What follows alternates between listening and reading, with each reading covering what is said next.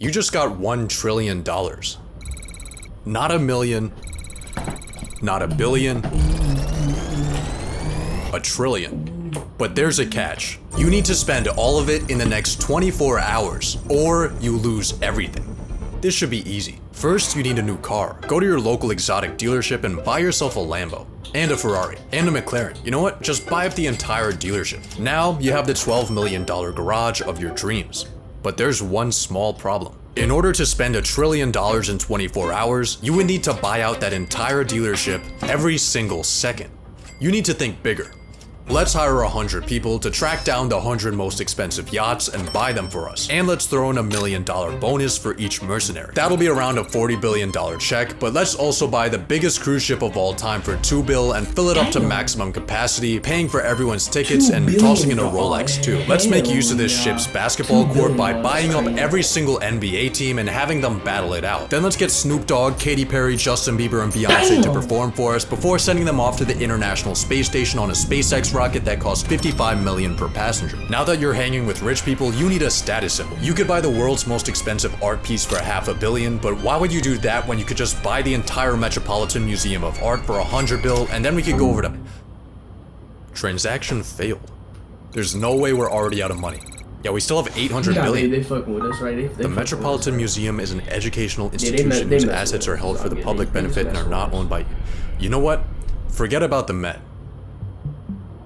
The entirety of New York City is worth around $1.3 trillion. There are currently 33,210 vacant units available, so let's hire 33,000 people to snatch those up for us, and of course throw in a 100K commission. But here's something you need to think about. The most expensive real estate purchase in US history was this $240 million concrete brick. That might sound like a lot of money, but you spending $240 million is like an average person spending $60. I think instead of buying houses, you should build a mega project. The sky is truly your limit. You can build your project wherever you want. If there's people in the way, buy them out with your pocket change. Or maybe try the Saudi Arabia method and relocate them into a graveyard. Actually, I think the Middle East is exactly where we need to go. So let's buy one Gulfstream G650 for each day of the year and fly across the world. Welcome to the Arabian Peninsula, where people will build literally anything. The world's biggest picture frame, the world's largest clock, the massivest cube, the tallest structure ever, man-made sinking islands shaped after the world map from memory. These are cool. Let's build an even bigger artificial island for $20 billion. Of course, we can't forget about labor cost, so for that, let's budget in $10. Then let's buy every single one of those mega projects I just showed you for a total donation of $101,292,000,010 to our Middle Eastern boys. What is happening? But while you're here, take a look at the Burj Khalifa, the current tallest building in the world. If you were to stack $1 bills to the very top, the tower would be worth $7.58 million. You still need to spend 87,000 times that. A stack so high it would go past the International Space Station. If you ever want to spend this money, you need to stop thinking in real estate and start thinking in 51st state. Do you see where I'm going with this? Buy a country. In 2010, the country of Liechtenstein put itself on Airbnb at 70 grand a night. This is literally nothing. You can't be looking at countries hoeing themselves out for pennies. You need the ultimate prize. Somewhere cooler. Somewhere strategic. Let's buy Greenland. Based on the market price of its mineral reserves, the world's biggest island has a price tag of around $200 billion. We can afford that, but there's one small thing in our way. During Trump's first term, when he proposed the conquest of Greenland, the country dismissed the idea as completely ridiculous and firmly stated that Greenland is not for sale. Huh. Let's buy an F-35 for $80 million. Fuck it. 2 F-35s. 3. 10, 100, 2 aircraft carriers, 3 destroyer ships, 1 ballistic missile submarine, 57,000 Blackwater soldiers, 1 for every citizen of Greenland. Now we have a $50 billion makeshift military, and it looks like Greenland's for sale after all. But by this point in your trillionaire spending spree, people are starting to take notice. Your exploits might not have hit TikTok yet, but rumblings are beginning behind closed governmental doors. Luckily for you, there's not much politicians can say once you own them. Buy a politician. We got Trump here for $1.5 billion. Kamala is almost $2 billion, but you do get a free Joe Biden. Let's buy up both of those and every sitting member of the Senate and House for a grand total of $7.2 billion for the entirety of American politics. This is a great deal, but there's a catch. Money influences politics, but it doesn't always decide it. I mean, look at the presidential race. Democrats outspent Republicans and still lost because $2 billion can't buy aura. More recently, Elon dropped millions of dollars campaigning for an election in Wisconsin, only to find out that shit no longer works when everyone hates you. Even BlackRock doesn't always get what they want. $1 trillion gives you access to almost everything. But culture and public perception are things that are not for sale.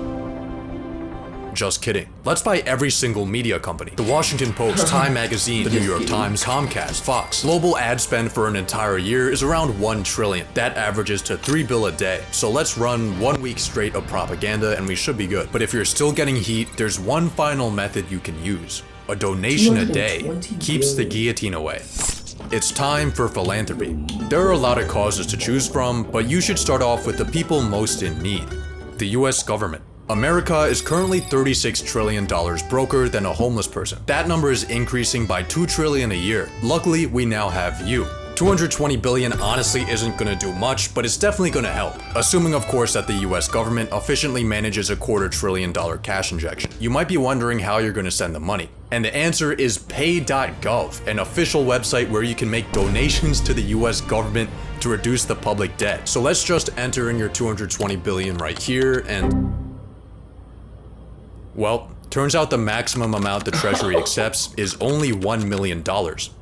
Then you can't. You just bought the government a bag of screws from Lockheed Martin. Maybe your money will put a bigger dent into medical debt. See, unlike the government, broke people dying of cancer aren't allowed to print more money to pay off their crippling obligations. Instead, their unpaid debts get sold off to collections for pennies on the dollar. But because of this discount, charities like Undo Medical Debt can erase $100 worth of debt for every $1 donation they receive. And with that ratio, you could wipe out all the medical debt in the US for just $2.2 billion. But what about world hunger? The UN estimated it would take $40 billion each year to end world hunger by 2030. We could afford that. Next, how about we help out malnourished and starving college students? Student loan debt in the US totals $1.777 trillion, with the government loaning out $87.2 billion a year. But before we try to attack this, there's a slight problem.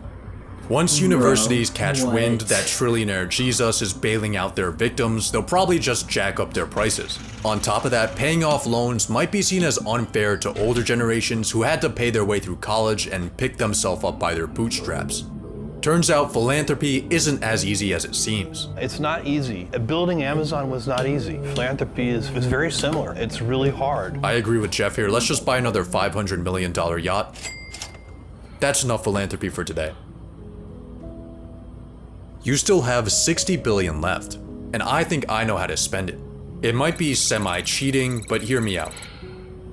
37% of Americans can't afford an unexpected purchase over $400. Being a trillionaire, your passive income earns you $400 every 0.126 seconds. Bro. The median net worth $400, under 35 is $39,000. As a trillionaire, you could exchange your toilet paper with rolls of $39,000 bills for your entire lifetime and it wouldn't put a dent in your finances. $1 trillion gives you horizons Bro, what? incomprehensible to the How? normal That doesn't make any paycheck-to-paycheck living sense. That human. doesn't make Even after your zero spending sense. spree, you still have so much money left that it gives you too many 58 options. You could launch space programs, 58 clean up the billion. ocean, fund institutions. 24 hours just isn't enough time for this much fun. So let's buy more time. Point. Make yourself a trust and safely store your money in Fill out my chair. it. Now, all of those humanity-shifting endeavors, you can sleep on them, on the world's most expensive bed.